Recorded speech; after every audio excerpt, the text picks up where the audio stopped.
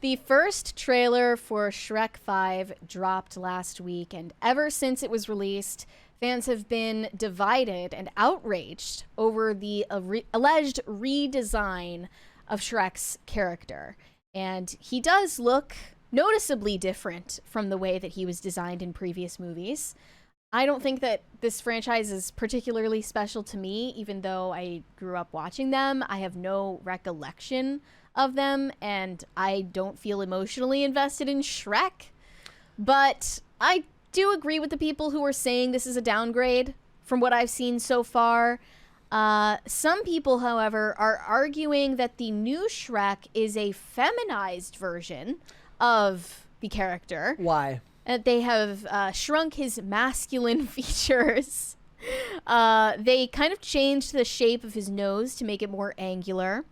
They also made his forehead more narrow, and they have changed the distance between his eyes and his chin. There are Facebook boomers now transvestigating Shrek, trying to see whether he was assigned female at birth, if you know what I'm saying. Oh, I hate it so much. Making phrenology diagrams of Shrek in 2020, or Shrek in 2010, sorry, compared to Shrek in 2025. If you could pull up that diagram for everyone and show them, this is changing his skull from that of a male to a female, allegedly. I do love how much smoothed his vertical frontal bone.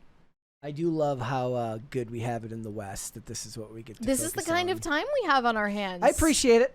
From Freedom of Truth Updates that has Kid Rock as the Abby on Facebook. Oh my. Was that before or after he went on a date with Lauren Boebert? Amazing. Amazing. See, I said the other day, given Sheryl Crow's virtue signaling about Elon, we need to do a reality show where Kid Rock tries to convince Sheryl Crow to perform the song Picture again at a concert. Another part of this teaser, though, that I wanted to complain about was not related to Shrek's face.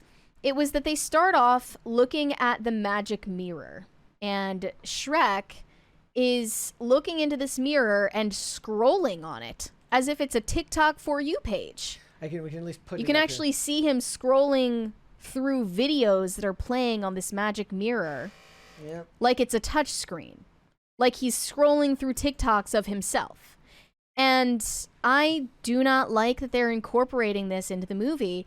One person pointed this out, saying, I find it annoying when new animated films, keep in mind these are for children, incorporate social media, iPhones, and selfies to attempt to keep up with the times. It always makes the film less enjoyable for me. And it also makes it less timeless for the children who are watching them today, I feel. Yes. That's a It handicaps it. That's a tough road to go down, depending on the type of storytelling. One of my biggest complaints during COVID was implementing COVID as a storyline in TV shows. Hate it. I hated it.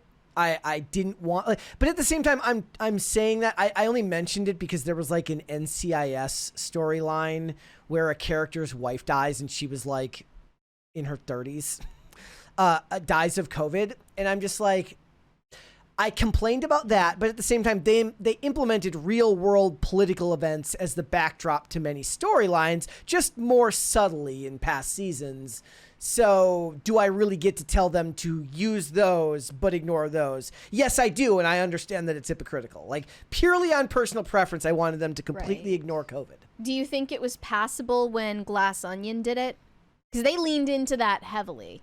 I mean, it makes the movie less rewatchable. Like, they started off Glass Onion with a scene where all of the ensemble cast is on a Zoom call playing Among Us. I mean, it was like The Bubble. And it's like, okay, It's but the even whole theme of The Bubble. The Bubble, though, at least that the whole concept of that is about COVID lockdowns. And Like, its that's effects one on- that because on it's these baked, actors. because it's baked into the concept, Yes. you could watch years later and be like, huh, Right, I but forgot about that. You pick something like what, be it COVID, be it TikTok, and it really inserting that into the movie.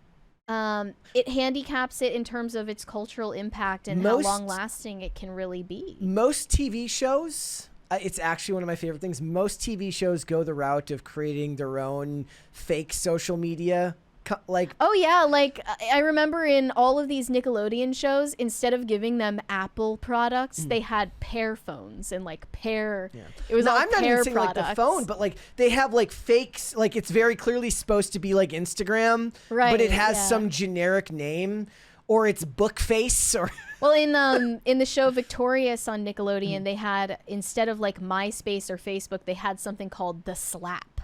there you go. Same thing. Like they're doing that to avoid, but it looks exactly like the app, just with a different name. It had its own look though. Like- And I just think they need to keep that in mind. I just feel so sorry for the kids of today, and like No, here's the thing though. they like, don't have anything of value in their entertainment. when that those we used kids to have. rewatch this movie in 20 years, the technology would have changed for them. So they'll look back on this fondly and being annoyed that whenever Red Note officially takes over here in America and their kids are only using Red Note and speaking Mandarin, they'll look back at this fondly. But the storytelling isn't on the same level. No. It's just not. It actually objectively has degraded. And I'm not saying that to sound like an out of touch boomer. Mm-hmm. I mean, I legitimately was growing up like not that long ago, and it's actually scary how fast children's entertainment has had a downfall. Like it's completely just brain rot garbage now, and that's what I fear Shrek 5 is going to be. Shrek's character design changes aside, but they've compared this to the debacle that occurred for the first Sonic movie, where people saw the original design for Sonic's character was just nightmarish to look at. And once fans caused an uproar about it online, they went back and changed Sonic's design, made it perfect. And that is a rare example of people actually listening to the audience. And they have rode that wave to 2 sequels, a television incredible. spin-off. Yeah. And they're of similar Do you fan have the bases. comparisons here for showed it. Shrek and then the old and new Sonic here? You can see it's just the old Shrek kind of has a charm that today's Shrek doesn't have. Yeah. They also changed Donkey.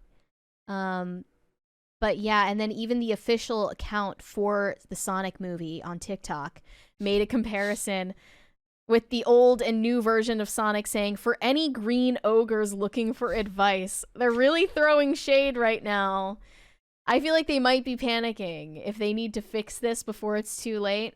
I mean, Shrek, if I'm being honest, Shrek has a proven track record at the box office that Sonic didn't have before it came out. So they might feel a little bit more entitled to not changing anything. Yeah. And then they also pointed out his the appearance of his daughter Felicia in the new trailer. So we're seeing like Shrek as an old man now. This is not young Shrek. This is old boomer dad Shrek. And he has a teenage daughter who you first saw in the earlier movies as a baby. They actually made a mistake in her character design because she had blue eyes before. And they now have her wearing a nose ring, green lipstick. I mean, maybe she's got red colored contacts in. wig. Yeah, I don't know. It's just not really giving what it's supposed to give. It's giving Sonic vibes. And it's and this is Voiced by Zendaya. Zendaya. Yeah, Yeah. just another Zendaya movie in case you were needing one of those. I know that you just can't get enough of Zendaya, so Yeah, well, we talked about that on Friday, Yeah. about how everybody loves Zendaya. just hip hip hooray. I just can't wait. She should, you know what That's she should another do? bonus She point. should actually have, like, to troll people, she should have a Zendaya biopic made, but then have somebody else play her. Who would it be? I have no idea. Sky Jackson? There you go. That's a good idea. No. But this is just, I feel bad for kids in Gen Alpha because they're just not going to grow up with. I remember actually here's something that dates me. We got the DVD of, I think, the first Shrek or maybe the second Shrek movie to watch at home from a Blockbuster, I bet. I don't remember going stand to the with Blockbuster, Blockbuster. but I bet that's where we got it. And it came with 3D glasses that were the red and blue ones with the paper rims. And we put on these 3D glasses to watch the DVD in a probably really shitty version of 3D at the time in the early 2000s. And I look back on those days fondly. It's a good thing. Gen Alpha will not enjoy the privileges that the elder Zoomers have. I mean, I don't think they're going to be as interested in Shrek as...